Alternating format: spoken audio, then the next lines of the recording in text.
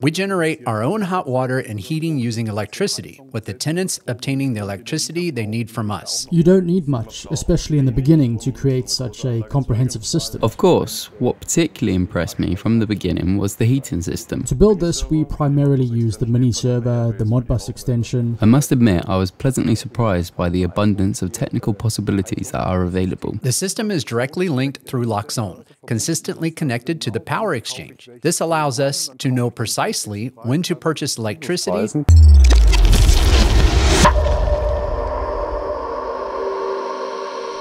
Hello and a warm welcome from Iconsall in Hesse. Behind me you'll find a remarkable building, 20 flats, 25 mini servers, a 220 kilowatt photovoltaic system and 12 wall boxes. This impressive project was brought to life by our Loxone partner KSC Concepts GmbH.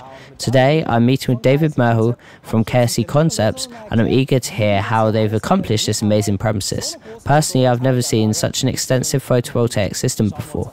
Let's delve into it.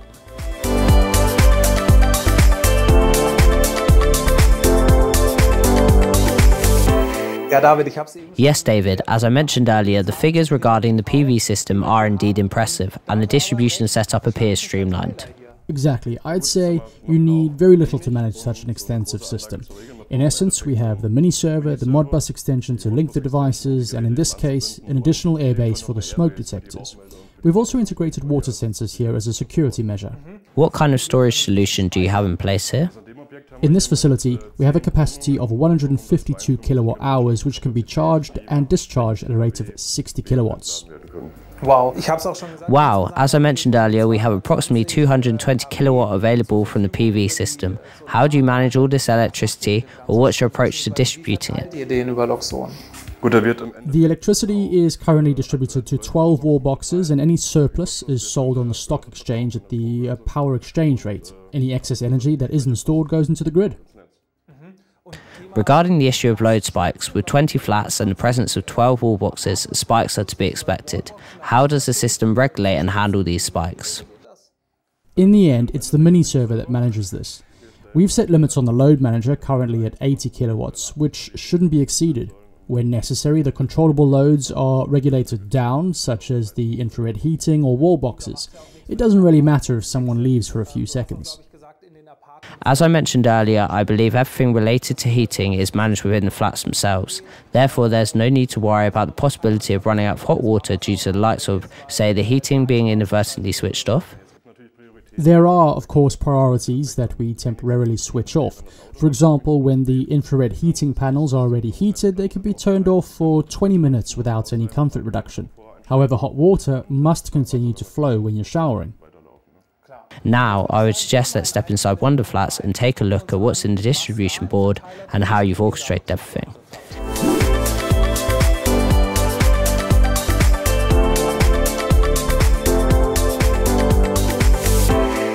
Here we are inside one of the flats, which is used as a holiday home.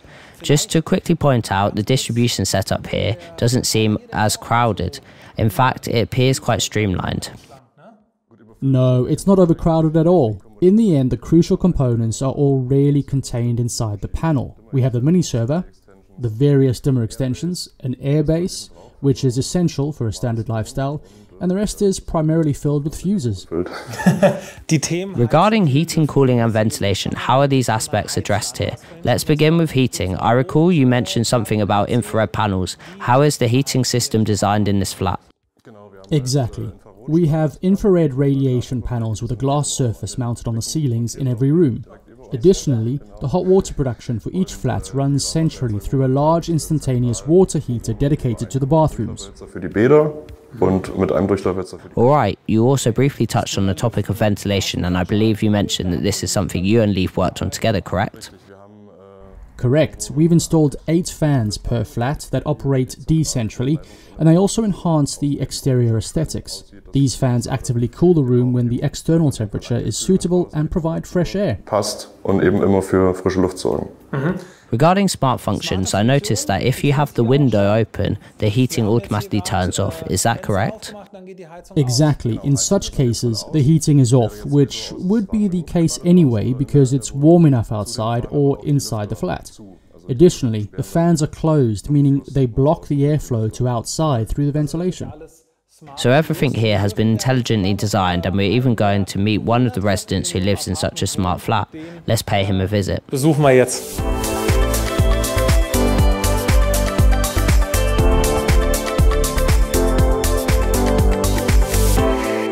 Helmut, as one of the first residents in the building with Loxon technology, how do you like it? How has your experience been with it so far? Taugt's dir? Wie kommst du damit zurecht? In the beginning, coming from an analog world, I was quite surprised by the array of technical possibilities available. Of course, what particularly impressed me right from the start was the heating system. However, I soon discovered that I can control the heating through my mobile phone, along with various other options like adjusting room temperature. Initially, as a senior, it was a bit challenging, but since I had some experience with other things, I found that within a week or two, it was no longer a problem. It's quite an experience, I must say, especially for older individuals, as you no longer need to worry about anything. You just need to know how to use a mobile phone. Von einer Woche oder zwei kein Problem mehr. Das ist ein Erlebnis, muss man ehrlich sagen. Gerade wenn man älter ist, und man braucht außer sich nichts mehr zu kümmern. As you mentioned earlier, you don't have to worry about much here. So how often do you find yourself using light switches or push buttons in your daily routine? I hardly use it, maybe once in the evening, but otherwise not at all. Yes, and I believe I heard that even when you're away from home and a package or mail arrives, you don't have to worry about it anymore. Everything is taken care of, right? Yes, that was quite nice. I'm a member of a club, and we have our forest lodge there. During meetings, I used to impress people by demonstrating that I could see exactly who was at the door and even communicate with them about what they would need to do. Most of them didn't believe it at first, but it's actually true. It's an incredible advantage. Das ist ein unheimlichen Vorteil. Helmut, thank you so much for giving us the opportunity to have a look around and for sharing your experiences with us. I truly appreciate it, and of course I wish you a wonderful time living in your Loxon-equipped flat. Thank you. I've become so accustomed to this system that it's hard to believe anything else. Passieren kann.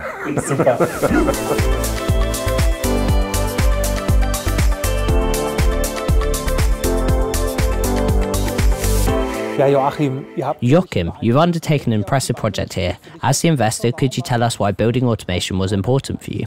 We actually had essential goals. The first was that we wanted to create a home that was intelligent as possible. Second, we aimed to manage the entire energy aspect to achieve as much self-sufficiency as possible and depart from traditional housing practices of the last millennium. This includes central water heating, underfloor heating, and centralized heating, which we no longer have because we manage these functions within each flat.